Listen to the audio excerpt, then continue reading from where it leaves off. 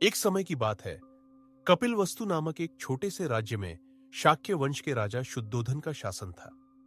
कपिलवस्तु हिमालय की तलहटी में बसा एक सुंदर और समृद्ध नगर था, जहां प्रकृति की हरियाली और शांति हर ओर बिखरी थी।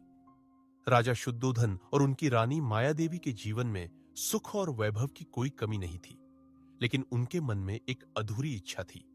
उनके कोई संतान नहीं थी। दोनों ने कई वर्षों तक संतान प्राप्ति के लिए प्रार्थनाएं की और देवताओं की आराधना की। एक रात रानी माया देवी को एक विचित्र स्वप्न दिखा। उन्होंने देखा कि एक श्वेत हाथी, जिसके मस्तक पर एक चमकता हुआ रत्न था, आकाश से उतरकर उनकी गोद में आ गया। यह स्वप्न इतना जीवंत था कि रानी ने सुबह उठते ही राजा को इसका वर्णन किया। राजा ने तुरंत अपने दरबार के विद्वान ज्योतिषियों को बुलाया। ज्योतिषियों ने स्वप्न का अर्थ समझाया और कहा, महारानी, यह एक शुभ संकेत है। आपको एक पुत्र रत्न की प्राप्ति होगी, जो या तो विश्व का सबसे महान सम्राट बनेगा या फिर एक महान संत, जो संसार को ज्ञान का प्रकाश देगा। कुछ महीनों बाद वैशाख पूर्णिमा की रात को, जब चंद्रमा अपनी पूरी शोभा बिखेर रहा था, रानी माया देवी ने लुंबिनी के उद्यान में एक पुत्र को जन्म दिया। यह उद्यान कपिलवस्तु और उनकी माता के मायके देवदह के बीच में था। रानी अपनी माता के घर जा रही थी जब रास्ते में उन्हें प्रसव पीड़ा हुई। उन्होंने एक सखी के सहारे एक सौल वृक्ष की छांव में विश्राम किया और उसी समय बालक का जन्म हुआ। नवजात शिशु का चेहरा इतना तेजस्वी था कि वहां मौजूद सभी लोग उसे देखकर आश्चर्यचकित रह गए। ऐसा लगा मानो सूर्य का एक छोटा सा अंश धरती पर उतर आया हो। राजा शुद्धोधन को जब इस शुभ समाचार का पता चला तो वे खुशी से झूम उठे। उन्होंने अपने पुत्र का नाम सिद्धार्थ रखा, जिसका अर्थ था वह जिसने सभी सिद्धियां प्राप्त की। लेकिन इस खुशी के बीच एक दुखद घटना भी घटी। जन्म के 7 दिन बाद रानी माया देवी का देहांत हो गया। राजा और पूरा राजपरिवार शोक में डूब गया। सिद्धार्थ की परवरिश का जिम्मा रानी माया देवी की बहन गौतमी ने लिया, जिन्हें बाद में प्रजापति गौतमी के नाम से जाना गया। गौतमी ने सिद्धार्थ को अपनी संतान की तरह प्यार और देखभाल दी। सिद्धार्थ बचपन से ही असाधारण थे। उनकी आंखों में एक गहरी शांति थी और उनका व्यवहार सभी को आकर्षित करता था। राजा शुद्धोधन चाहते थे कि उनका पुत्र एक महान सम्राट बने, इसलिए उन्होंने सिद्धार्थ को हर तरह की सुख सुविधाएं प्रदान की। महल में उनके लिए सुंदर कक्ष बनाए गए, जहां हर मौसम में आरामदायक वातावरण रहता। सिद्धार्थ को युद्ध कला, शास्त्र, संगीत और अन्य विद्याओं में प्रशिक्षित किया गया। वे हर कला में निपुण थे और उनकी बुद्धिमत्ता की चर्चा दूर दूर तक फैलने लगी। लेकिन सिद्धार्थ का मन इन सांसारिक सुखों में नहीं रमता था। वे अक्सर गहरे विचारों में डूबे रहते। एक बार जब वे अपने बगीचे में टहल रहे थे, उन्होंने एक पक्षी को देखा जो घायल होकर तड़प रहा था। सिद्धार्थ ने उसे उठाया, उसकी मरहम पट्टी की और उसे स्वस्थ होने तक अपने पास रखा। इस घटना ने उनके मन में करुणा और दया की भावना को और गहरा कर दिया। जैसे जैसे सिद्धार्थ बड़े हुए, राजा शुद्धोधन को चिंता होने लगी कि कहीं उनका पुत्र सन्यासी न बन जाए। ज्योतिषियों ने पहले ही भविष्यवाणी की थी कि यदि सिद्धार्थ ने संसार का दुख देख लिया तो वे गृहस्थ जीवन छोड़कर सत्य की खोज में निकल पड़ेंगे। इसलिए राजा ने सिद्धार्थ को महल के भीतर ही रखने की कोशिश की। उन्हें कभी भी नगर के बाहर नहीं जाने दिया जाता और महल में केवल सुंदर और सुखद चीजें ही उनके सामने लाई जाती। जब सिद्धार्थ 16 वर्ष के हुए, राजा ने उनके विवाह का निर्णय लिया। उन्होंने कोलीय वंश की एक सुंदर और गुणवती कन्या यशोधरा को सिद्धार्थ के लिए चुना। यशोधरा न केवल सुंदर थी, बल्कि उनकी बुद्धि और करुणा भी अद्भुत थी। सिद्धार्थ और यशोधरा का विवाह धूमधाम से हुआ। कुछ समय बाद उनके एक पुत्र का जन्म हुआ, जिसका नाम राहुल रखा गया। सिद्धार्थ का परिवार अब पूर्ण था और राजा शुद्धोधन को लगने लगा कि उनका पुत्र अब सांसारिक जीवन में पूरी तरह रम गया है। लेकिन सिद्धार्थ के मन में एक अजीब सी बेचैनी थी। वे सोचते थे कि क्या जीवन केवल सुख और वैभव तक ही सीमित है? क्या इसके पीछे कोई गहरा सत्य है? एक दिन उन्होंने अपने सारथी छन्ना के साथ नगर भ्रमण करने की इच्छा जताई।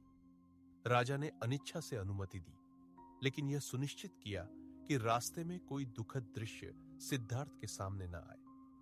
पहली बार जब सिद्धार्थ नगर में निकले तो उन्होंने एक वृद्ध व्यक्ति को देखा। उसका शरीर झुका हुआ था, चेहरा झुर्रियों से भरा था और वह लाठी के सहारे चल रहा था। सिद्धार्थ ने छन्ना से पूछा, यह व्यक्ति ऐसा क्यों है? छन्ना ने जवाब दिया, राजकुमार, यह वृद्धावस्था है। हर व्यक्ति को एक दिन बूढ़ा होना पड़ता है।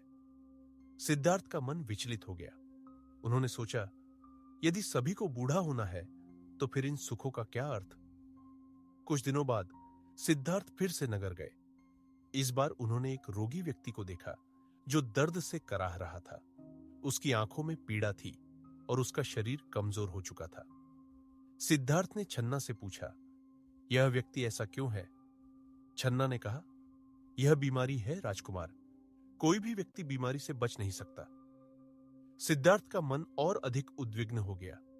तीसरी बार जब सिद्धार्थ नगर गए तो उन्होंने एक अंतिम यात्रा देखी।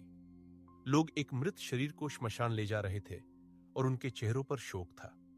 सिद्धार्थ ने छन्ना से पूछा, यह क्या है? छन्ना ने जवाब दिया, यह मृत्यु है राजकुमार। हर जीव को एक दिन मरना पड़ता है। यह दृश्य सिद्धार्थ के लिए सबसे बड़ा झटका था।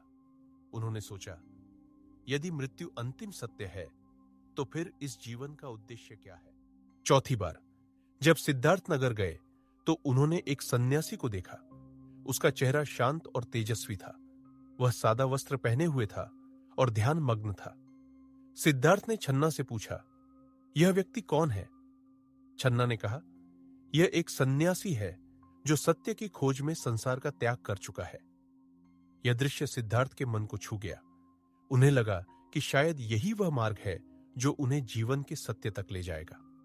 सिद्धार्थ महल लौट आए, लेकिन उनका मन अब पूरी तरह बदल चुका था। वे रात रात भर जागकर सोचते कि कैसे संसार के दुखों का अंत हो सकता है। एक रात जब सारा महल सो रहा था, सिद्धार्थ ने अपनी पत्नी यशोधरा और पुत्र राहुल को सोते हुए देखा। उनका मन उनके प्रति प्रेम से भर गया, लेकिन साथ ही उन्हें यह भी लगा कि यदि वे सत्य की खोज नहीं करेंगे तो वे अपने परिवार को भी सच्चा सुख नहीं दे पाएंगे। उन्होंने उस रात एक कठिन निर्णय लिया। वे महल छोड़कर सत्य की खोज में निकल पड़े। उन्होंने अपने शाही वस्त्र उतारे, साधारण भिक्षु वस्त्र पहने और अपने प्रिय घोड़े कंथक और सारथी छन्ना के साथ महल से निकल गए। कपिलवस्तु की सीमा पर उन्होंने अपने बाल काटे, अपने गहने और घोड़ा छन्ना को लौटने के लिए कहा और अकेले जंगल की ओर बढ़ गए। उस समय उनकी आयु केवल 29 वर्ष थी। सिद्धार्थ अब एक भिक्षु बन चुके थे। उन्होंने कई गुरुओं से ज्ञान प्राप्त करने की कोशिश की। पहले वे आलार कलाम के पास गए, जिन्होंने उन्हें ध्यान की गहरी अवस्थाओं में ले जाने की शिक्षा दी। लेकिन सिद्धार्थ को लगा कि यह ज्ञान उन्हें पूर्ण सत्य तक नहीं ले जा रहा। फिर वे उद्दक रामपुत्र के पास गए, जिन्होंने उन्हें और गहरे ध्यान के रहस्य सिखाए। लेकिन सिद्धार्थ का मन अभी भी संतुष्ट नहीं हुआ। अंत में उन्होंने कठोर तपस्या का मार्ग अपनाया। वे ऊर्जा के जंगलों में रहने लगे, जहां उन्होंने अपने शरीर को कठोर यातनाएं दी। वे दिन में केवल एक मुट्ठी अनाज खाते और बाकी समय ध्यान में बिताते। उनका शरीर इतना कमजोर हो गया कि उनकी हड्डियां दिखने लगी, लेकिन फिर भी उन्हें वह सत्य नहीं मिला जिसकी उन्हें खोज थी। एक दिन जब वे नदी के किनारे बैठे थे, एक गांव की लड़की सुजाता उनके पास आई। उसने सिद्धार्थ को इतना कमजोर देखकर दुखी होकर उन्हें खीर का भोग लगाया। सिद्धार्थ ने खीर स्वीकार की और उसे खाया। इससे उनके शरीर में नई शक्ति आई। उन्होंने महसूस किया कि न तो सुख वैभव और न ही कठोर तपस्या ही सत्य तक पहुंचने का मार्ग है। सत्य मध्यम मार्ग में है, न बहुत अधिक भोग और न बहुत अधिक त्याग। सिद्धार्थ ने निश्चय किया कि वे अब पूर्ण समाधि में प्रवेश करेंगे। वे गया के पास एक पीपल के वृक्ष के नीचे बैठ गए, जिसे बाद में बोधि वृक्ष के नाम से जाना गया।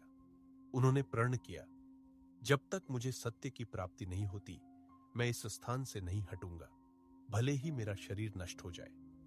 वे गहरे ध्यान में लीन हो गए। उस रात मारा, जो संसार की मायावी शक्ति का प्रतीक था, सिद्धार्थ को डराने और भटकाने के लिए आया। मारा ने उन्हें भयानक दृश्य दिखाए, सुंदर अप्सराओं के रूप में प्रलोभन दिए और उनकी इच्छा शक्ति को तोड़ने की कोशिश की। लेकिन सिद्धार्थ अडिग रहे।